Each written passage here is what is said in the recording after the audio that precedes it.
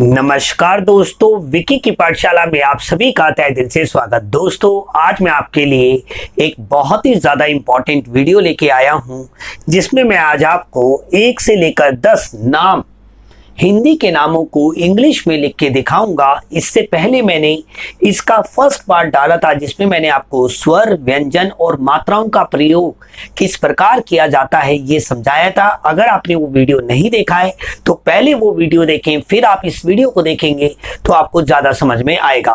तो चलिए अब वीडियो को स्टार्ट करते हैं। और स्टार्ट करने से पहले मेरी आपसे एक छोटी सी रिक्वेस्ट है कि वीडियो अगर आपको अच्छा लगता है तो इसे लाइक करना, इस वीडियो को शेयर करना और चैनल पे पहली बार आए हैं तो हमें सब्सक्राइब करना तो बिल्कुल भी ना भूलें। चलिए अब वीडियो को स्टार्ट करते हैं। सबसे पहला नाम है हमारा चमन मेहता।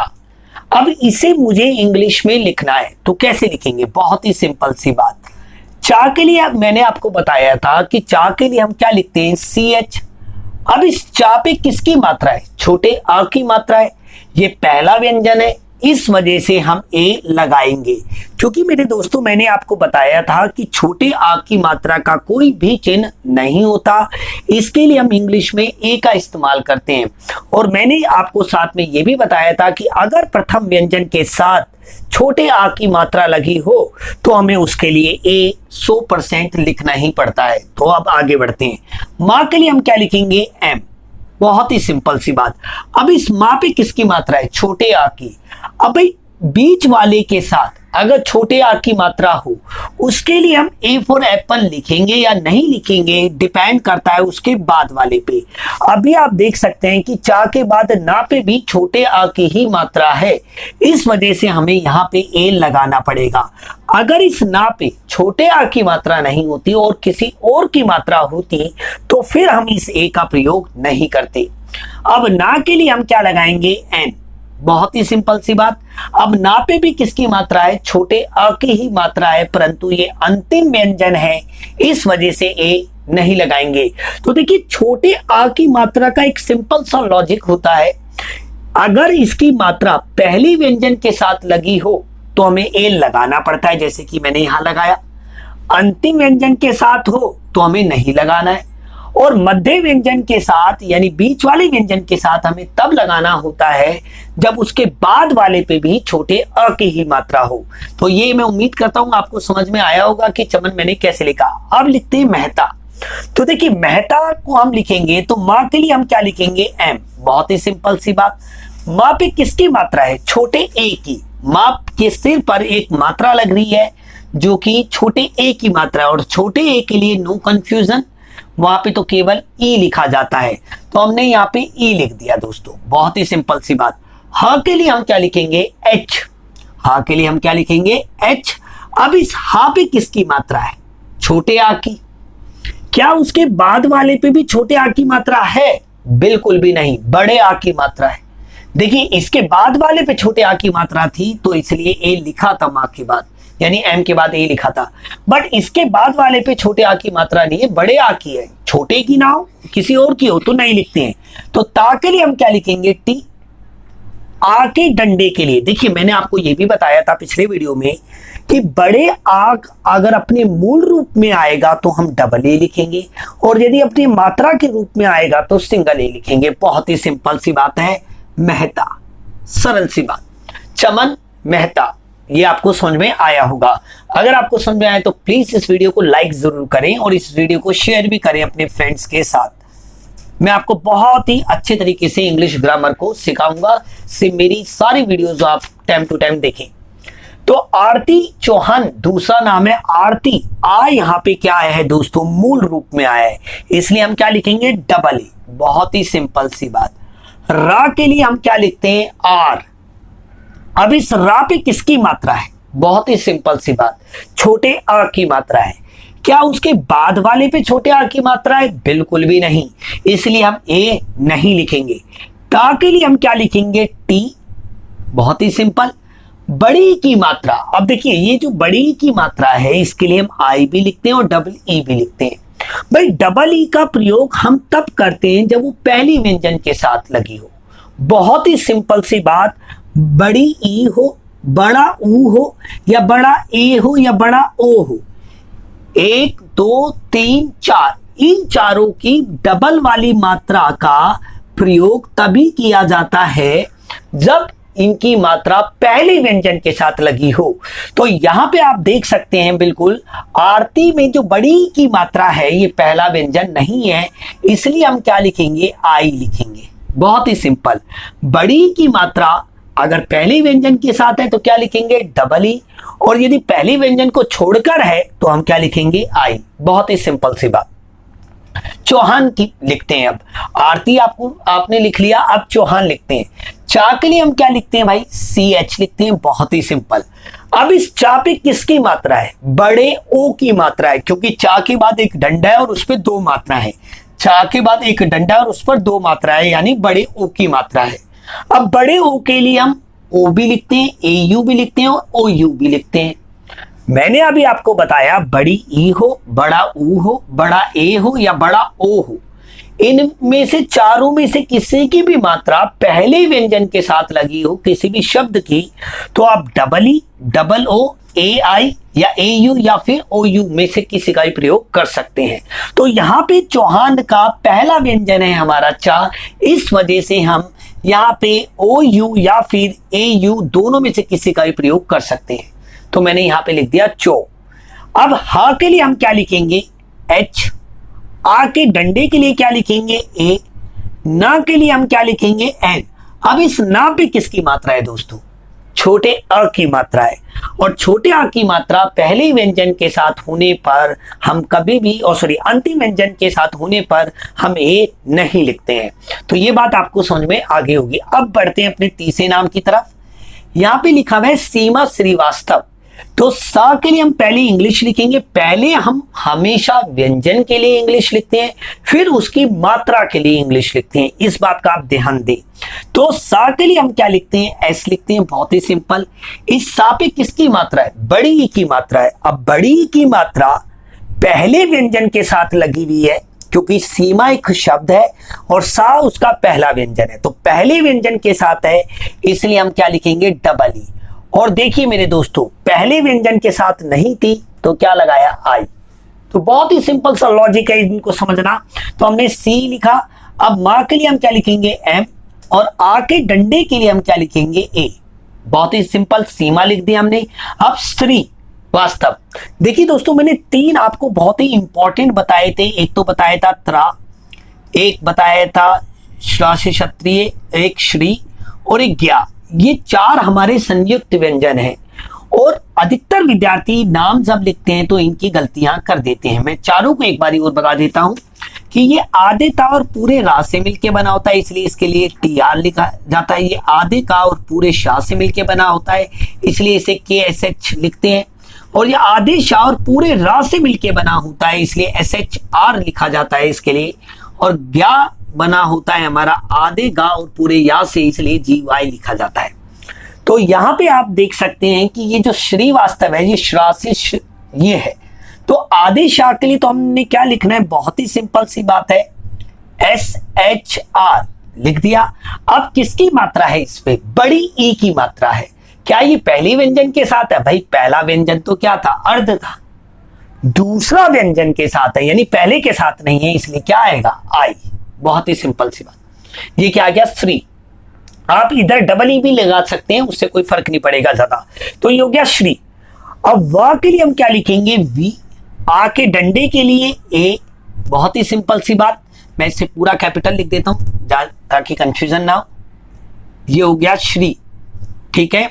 वा के लिए वी, ए, और आधे सा के लिए हम क्या लिखेंगे, एस। अब जब भी कोई अर्ध व्यंजन हो तो उसके साथ कभी भी आप ए फॉर एप्पल नहीं लिख सकते, क्योंकि उसमें छोटे आ की मात्रा है ही नहीं। ये बात आपने याद रखना है। ता के लिए आप क्या लिखेंगे, टी। अब देखिए इस ता पे किसकी मात्रा है, छोटे आ की। क्या उसके बाद वाले पे भी छोटे आ की मात्रा है, बिल्कुल है। इस वजह से यहां पे हम ए लिखेंगे, और वा के लिए हम लिखेंगे वी। क्या इस वा पे किसकी मात्रा है, छोटे आ की, परंतु ये क्या है, अंतिम व्यंजन, इसलिए ए नहीं लिखा जाएगा। तो दोस्तों ये बहुत ही बेसिक है, आपको कोई नहीं बताएगा पूरे YouTube पे। तो मैं आपसे रिक्वेस्ट कर रहा हूं कि ये जो मैं सीरीज स्टार्ट कर रहा हूं इंग्लिश ग्रामर की, जो मैंने आपके लिए स्टार्ट किया उसको ज्वाइन जरूर करें आप, और ज्यादा से ज्यादा उन फ्रेंड्स के साथ आप इसे शेयर करें जो इंग्लिश सीखना चाहते हैं बिल्कुल जीरो से। तो इस बात को ये मेरी आपसे रिक्वेस्ट है। अब लिखते हैं हम कैलाश। भाई कैलाश लिखना है तो क के लिए हमें क्या लिखना है, के लिखना है, बहुत ही सिंपल सी बात। अब इस का पे किसकी मात्रा है, छोटे बड़े ए की मात्रा है। देखिए बड़े ए की मात्रा है, कैसे पता लगा कि इससे का पे दो मात्राएं हैं, और जब केवल दो मात्राएं होती है और डंडा नहीं होता तो वो बड़े ए की मात्रा होती है, और डंडे के साथ होती है तो बड़े ओ की मात्रा होती है। बहुत ही सिंपल। बड़े ए की मात्रा के लिए हम ई और ए आई का प्रयोग करते हैं। ए आई का प्रयोग हम तभी कर सकते हैं जब इसकी मात्रा पहले व्यंजन के साथ लगी हो। अभी कैलाश एक शब्द है तो कैलाश इस शब्द का पहला व्यंजन है, और बड़े ए की मात्रा पहले शब्द के साथ होने के कारण यहां पे हम ए आई का प्रयोग करेंगे। बहुत ही सिंपल सी बात। अब ला के लिए हम क्या लिखेंगे, एल। आ के डंडे के लिए ए। शा के लिए हम क्या लिखेंगे, एस एच। बहुत ही सिंपल। इस सा पे किसकी मात्रा है, छोटे आ की, परंतु ये क्या है, अंतिम व्यंजन, इसलिए हम ए नहीं लिखेंगे। तो बिल्कुल सिंपल, कैलाश आपको समझ में आएगा। अब त्रिपाठी को लिखते हैं। देखिए त्रा के लिए हम क्या लिखते हैं, टी आर लिखते हैं, और उस पे किसकी मात्रा है, छोटी ई की, तो नो कंफ्यूजन। छोटी ई की मात्रा के लिए तो केवल आई लिखा जाता है, यहां पे लिख दिया हमने। अब पा के लिए हमने क्या लिखा, पी। आ के डंडे के लिए हमने क्या लिखा, ए। ठा के लिए क्या लिखते हैं, देखिए टा के लिए क्या लिखते हैं, टी, और टा के बाद क्या आता है, ठ। तो ह की ध्वनि सुनाई देती है, इस वजह से ठ के लिए टी एच लिखा जाता है। अब इस ठा पे किसकी मात्रा है, बड़ी ई की। क्या ये पहला व्यंजन है, नहीं, इस वजह से हम क्या लिखेंगे, बड़ी ई के लिए आई। बहुत ही ज्यादा सिंपल सा लॉजिक है दोस्तों, इतना डिटेल में आपको कोई नहीं बताएगा, किसी ने बताया भी नहीं होगा। तो अगर आपको ये वीडियो पसंद आ रहा है तो प्लीज इस वीडियो को लाइक करें। आगे बढ़ते हैं, गौतम। भाई हमें गौतम लिखना है तो ग के लिए हम क्या लिखेंगे, जी। बहुत ही सिंपल सी बात। इस ग पे किसकी मात्रा है, बड़े ओ की मात्रा है। देखिए इन दोनों में कंपैरिजन देखिए, यहाँ पे का हटा लेते हैं तो इससे दो मात्रा बचेगी, बट यहां से अगर हम ग हटा लेते हैं तो एक डंडे के साथ दो मात्राएं बचेगी। तो ये इसलिए बड़े ओ की मात्रा और ये बड़े ए की मात्रा है। बड़े ओ के लिए हम ओ, ए यू, ओ यू, इनमें तीनों में से किसी एक का प्रयोग कर सकते हैं, परंतु ए यू या फिर ओ यू का प्रयोग आप तभी कर सकते हैं जब ये किसी भी शब्द के पहले व्यंजन के साथ लगा हो। तो इसलिए मैंने यहाँ पे ए यू का इस्तेमाल कर लिया। आप ओ यू का भी इस्तेमाल कर सकते हैं, बट आप ओ का इस्तेमाल नहीं कर सकते, ये बात आप ध्यान दें। ता के लिए आप क्या लिखेंगे, टी। बहुत ही सिंपल। इस ता पे किसकी मात्रा है, छोटे आ की। उसके बाद वाले पे भी किसकी मात्रा है, छोटे आ की। देखिए मध्य व्यंजन के बाद छोटे ए लिखा जाएगा या नहीं लिखा जाएगा बीच वाले व्यंजन के साथ, ये डिपेंड करता है उसके बाद वाले पर। अगर उसके बाद वाले पे भी छोटे आ की मात्रा है तो ए लिखा जाएगा, अदरवाइज नहीं लिखा जाएगा। मां के लिए हम क्या लिखेंगे, एम। बहुत ही सिंपल। इस मां पे किसकी मात्रा है, छोटे आ की, परंतु ये क्या है, अंतिम व्यंजन। तो ये लिख दिया हमने गौतम। अब लिखना है मुझे जैन। जा के लिए आप क्या लिखते हो, जे। बहुत ही सिंपल सी बात। जा के लिए आप क्या लिखते हो, जे। अब इस जा पे किसकी मात्रा है, बहुत ही सिंपल, बड़े ए की मात्रा है, बड़े ए की मात्रा है। बड़े ए के लिए हम ई और ए आई दोनों का प्रयोग करते हैं। ये जा इस शब्द का क्या है, पहला व्यंजन है, इस वजह से हम क्या इस्तेमाल करेंगे, ए आई इस्तेमाल करेंगे। ना के लिए हम क्या लिखेंगे, एन, बट ये ना पे किसकी मात्रा है, छोटे आ की, अंतिम व्यंजन है, इसलिए ए नहीं इस्तेमाल करेंगे। अब बात करते हैं जसमीत कौर।